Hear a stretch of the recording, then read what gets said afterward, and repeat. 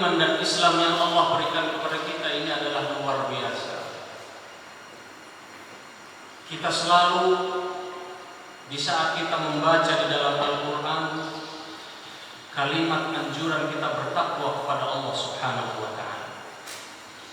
Ya ayyuhalladzina amanu taqullaha haqqa tuqatih.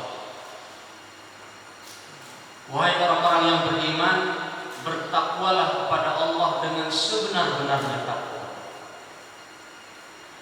Ya ayyuhalladzina amanu taqullaha wal tanzur nafsun ma qaddamat lighad. Wahai orang-orang yang beriman, bertakwalah kepada Allah Subhanahu wa Ta'ala. Wal tanzur nafsun ma qaddamat lighad, dan lihatlah apa yang akan terjadi di masa akan datang. Renungilah saat ini apa yang terjadi di masa akan datang. Di dalam Al-Quran,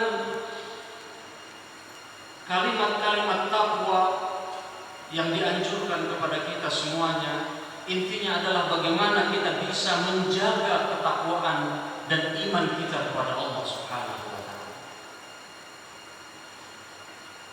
Tapi ada caranya bagaimana kita menjaga keimanan dan ketakwaan kita kepada Allah Subhanahu wa Ta'ala. Di dalam beberapa ayat disebutkan salah satu wasilah agar kita bisa menjaga anugerah iman dan Islam yang Allah berikan kepada kita adalah kunu ma'as-sadiqin. Kunu ma'as-sadiqin, jadilah Anda bersama dengan orang-orang yang jujur. Kemudian juga kita temukan di sana kunu ma'as-salihin, berkumpullah Anda bersama dengan orang-orang yang saleh. Maka Syekh Rashid An-Nabulsi beliau mengingatkan kepada kita, jikalau kita ingin menjaga anugerah iman dan Islam yang kita miliki, salah satu dari cara-cara yang Allah berikan, bersamalah Anda bersama dengan orang-orang yang jujur. Kunu ma'as-salihin, duduklah Anda bersama dengan orang yang saleh. Cara bagaimana agar iman dan Islam kita stabil. Jangan pernah bosan Anda duduk di majelis ini. Jangan pernah kita bosan kita duduk di majelis-majelis bersama dengan para guru, bersama dengan para kiai, bersama dengan para habaib, bersama dengan para masyayikh, para guru-guru yang orang-orang yang saleh yang takut kepada Allah Subhanahu wa Ta'ala. Rasanya sudah merupakan sunnatullah. Orang kalau bersahabat, al-insanu ma'aman ahbab. Orang yang bersahabat senang ngumpulnya dengan pengusaha, itu harapannya apa? Harapannya bagaimana mudah-mudahan kecipratan jadi kaya. Kan begitu. Ada orang senang kumpul dengan pejabat. Ya tentunya ada harapan-harapan, mudah-mudahan minimal saya tahu caranya, ilmunya bagaimana biar bisa menjadi pejabat. Orang yang senang bergaul dengan pandai besi, maka dia akan kecipratan bagaimana baunya itu ketika pandai besi mengolah besi itu menjadi sebuah produk. Al-insanu ma'aman ahbab. Maka kalau harapan kita menjadi orang-orang yang bertakwa kepada Allah Subhanahu wa Ta'ala, maka jikalau kita dekat dengan para salihin, orang-orang yang saleh, maka itu adalah salah satu wasilah menjaga iman dan Islam kita menjadi stabil, dekat dengan Allah Subhanahu wa Ta'ala. Kunu ma'as-salihin. Bapak Ibu yang dimuliakan oleh Allah Subhanahu wa Ta'ala, barangkali pernah kita dengar, dulu pernah hidup di zaman dinasti Abbasiyah. Saya yakin Bapak-bapak dan Ibu sekalian sering mendengar ceritanya Abu Nawas. Pernah dengar Pak Abu Nawas? Abu Nawas ini kalau mungkin yang sering dengar syair-syairnya Abu Nawas, kemudian salah satunya disebutkan di sana ilahi las tulil firdausi ahla wala aqwa ala naril jahim. Itu adalah syair taubatnya Abu Nawas. Abu Nawas ini sebetulnya selama hidupnya duduknya itu bersama dengan preman pasar. Abu Nawas ini kalau dikenal dengan sebagai penyair Arab bukan termasuk orang-orang soleh, tetapi di akhir hayatnya dia ditaubat nasuha. Abu Nawas ini semasa hidupnya sampai Khalifah Harun al-Rasyid itu gondok banget semua. Jangankan Khalifah Harun al-Rasyid, Imam Syafi'i kesal sama dia. Kenapa Pak? Dia ini seorang penyair, tapi nyeleneh banget, seniman luar biasa nyeleneh. Sampai umara, ulama sebel banget semua. Abu Nawas baca surat Al-Mutaffifin, wailul lil mutaffifin. Disebutkan di sana celakalah orang-orang yang salat alladzina hum an salatihim sahun, orang yang salat tapi enggak khusyuk. Disebutkan wailul lil mutaffifin. Instingnya seorang penyair begitu melihat seperti ini, kenapa kok al-mutaffifin, al-musallin, orang yang salat ini justru dimasukin ke neraka? Sampai dia bikin sebuah syair. Kenapa tidak disebutkan di sana wailul lil miskin? Kenapa orang-orang yang berbuat dia meminum khamar itu tidak disebutkan, dia di sana disebutkan dalam Al-Qur'an sebagai penghuni neraka? Tapi kenapa wailul lil mutaffifin? Orang alladzina hum an salatihim sahun, orang yang melaksanakan salat. Kemudian dia bikin syair wailul lil miskin. Kenapa tidak disebutkan wailul lil miskin terhadap orang-orang peminum khamar yang enggak suka dengan botol? Dia bikin syairnya. Syair itulah yang membuat sampai Imam Syafi'i itu tidak senang sekali dengan Abu Nawas. Sampai ketika Abu Nawas meninggal, disampaikan kepada Imam Syafi'i untuk nyolatin Abu Nawas. Imam Syafi'i nggak mau nyolatin. Abu Nawas ini hidup zamannya Khalifah Harun al-Rasyid dan zamannya Sayyidina Imam Syafi'i. Kemudian akhirnya dengan berat hati Imam Syafi'i datang ke rumahnya, kemudian mengurusin jenazahnya. Begitu dilihat di dalam saku bajunya, ditulislah syair-syair tentang taubatnya dia. Salah satunya yang saya sebutkan tadi, syair-syair tentang taubatnya. Sepanjang hidup manusia ini tidak selamanya dia akan menjadi orang yang baik, dan tidak juga selamanya akan selalu dia mesti ketika diberikan hidayah oleh Allah Subhanahu wa taala mesti dia akan kembali kepada Allah Subhanahu wa taala. Begitu Imam Syafi'i melihat syair-syair tentang taubatnya Abu Nawas, nangis Imam Syafi'i. Kemudian jenazahnya diurusin, dimandiin, kemudian disolatin sama Imam Syafi'i.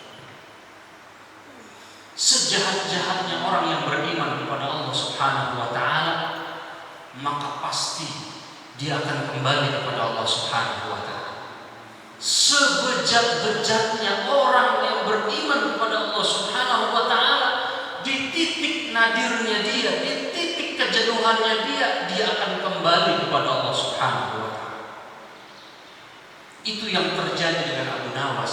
Imam Syafi'i yang tadinya dia begitu gak mau nyolatin mayatnya Abu Nawas, begitu melihat syair-syair taubatnya Abu Nawas sampai beliau menangis dan akhirnya disolati dengan ikhlas oleh Imam Syafi'i. Bapak-bapak Ibu sekalian yang dimuliakan oleh Allah Subhanahu wa taala, kita lanjutkan kajian kita tentang fikih muamalah. Merupakan ini adalah kajian ketiga dari bab tentang jual beli. Kajian yang ketiga di dalam fikih muamalah, khususnya tentang bab jual beli. Sebelum kita lebih lanjut, mudah-mudahan ilmu yang kita kaji ini bermanfaat. Kita hadiahkan surat Al-Fatihah untuk pengarang kitab ini, kitab fikih manhaji, yaitu Samahatul Dr. Mustafa Al-Khin dan Syekh Ali Asy-Syarbaji dan Samahatul Dr. Mustafa Al-Bubo. Mudah-mudahan ilmu yang beliau tulis dan yang kita kaji pada subuh kali ini adalah menjadi ilmu yang bermanfaat untuk kita semuanya. Ala hadhihi niyyah wa ala kulli niyyatin salihah wa ila hadratin Nabi Mustafa Muhammad sallallahu alaihi wasallam syai'un lillahi lahu al-Fatihah.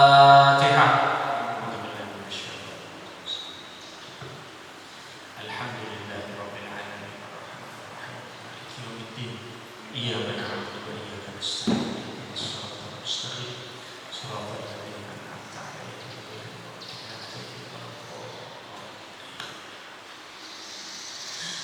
Di mukaddimah tadi saya sampaikan sebuah cara yang sangat diridhai oleh Allah Subhanahu wa taala, perpindahan satu barang dari satu orang kepada orang yang lain dengan cara yang diridhai oleh Allah Subhanahu wa taala adalah cara yang menjadikan keberkahan di dalam hidup kita.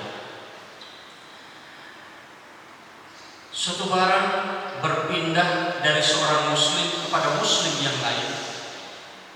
Jikalau barang ini akan menjadi barang yang berkah, itu tentunya adalah dengan cara-cara perpindahannya adalah cara-cara yang diridhai oleh Allah Subhanahu wa taala. Seperti apa, Pak? Cara yang diridhai oleh Allah Subhanahu wa taala itu cara-cara yang sangat diinginkan oleh setiap kita, bagi setiap muslim, adalah wasilah bagaimana itu kita mendapatkan rezeki yang berkah dari Allah Subhanahu wa taala. Rezeki yang berkah itu, Pak, ada sedikit cukup, banyak juga alhamdulillah juga cukup. Rezeki berkah itu tidak mesti banyak. Yang penting ada. Di saat kita perlu, rezekinya ada. Kita mau ganti mobil, rezekinya ada. Kita ingin sesuatu, anak mau kuliah, rezekinya ada. Kita punya keinginan ingin menikmati sebuah nikmat Allah, wasilahnya ada. Itu berkah. Saya ingin berikan tamsil bagaimana salah satu keberkahan yang Allah berikan kepada Imam Bukhari. Imam Bukhari itu ketika saat beliau niat untuk belajar hadis, beliau itu lahir di negeri Bukhara sana di Uzbekistan. Imam Bukhari bukan termasuk orang Arab. Dia adalah non-Arab. Lahir di sebuah negeri di Bukhara di Uzbekistan. Dari Uzbekistan beliau berangkat menunaikan ibadah haji bersama dengan ibunya. Kemudian beliau berniat untuk menuntut ilmu, ingin mengumpulkan hadis Rasulullah Shallallahu Alaihi Wasallam. Jauh dari Uzbekistan kemudian pergi ke Mekah Al-Mukarramah dan Al-Madinah Al-Munawwarah. Begitu menunaikan ibadah haji, setelah selesai menunaikan ibadah haji, beliau katakan kepada ibunya, "Wahai ibunda, saya ingin menuntut ilmu hadis dan ingin saya kumpulkan hadis-hadis Rasulullah Sallallahu Alaihi Wasallam yang terpisah, yang berada dengan para sahabat-sahabat yang terpisah tinggalnya di kota-kota di negeri Arab." Kemudian sang ibunya nitip, "Nak, ini dititipkan uang 1000 dirham. 1000 dirham. Ini adalah bekal kamu selama menuntut ilmu, selama engkau mengumpulkan hadis, bekalnya ini silahkan kau gunakan 1000 dirham. Ibu hanya bisa menitipkan ini 1000 dirham." Dengan senang hati beliau menerima bekal dari sang ibunda 1000 dirham. Kemudian beliau mengumpulkan hadis, beliau menghafal hadis dari Mekah, kemudian beliau di Madinah. Di Madinah semua sahabat-sahabat Rasulullah yang masih hidup dikumpulin hadis. Kemudian semua hadis yang ada dari sahabat yang di Madinah semuanya sudah dikumpulkan. Beliau dengarkan, ada sahabat yang tinggal di negeri Syam, ada sahabat yang tinggal di Irak, berangkat dari Madinah ke Irak. Tapi berkahnya seperti apa? Setiap kali beliau duduk bersama dengan sahabat, ingin mendengarkan hadis, ingin beliau mengambil hadis dari satu sahabat, itu ringan tangan beliau. Ringan tangan. Kalau sang guru, sang sahabat ingin berbuat apa-apa, langsung beliau bantu. Dimanapun beliau orangnya ringan tangan, begitu dia menyenangkan orang lain, menyenangkan orang lain. Itu uang 1000 dirham. Setiap dia pindah dari Madinah, kemudian pindah ke Irak, pindah ke Syam, ke Mesir, 1000 dirham bukannya berkurang, tapi 1000 dirhamnya utuh, tapi malah dia bertambah. Itu luar biasa. Itu yang namanya berkahnya luar biasa. Rezeki yang halal yang kita miliki bertambah, bertambah, bertambah.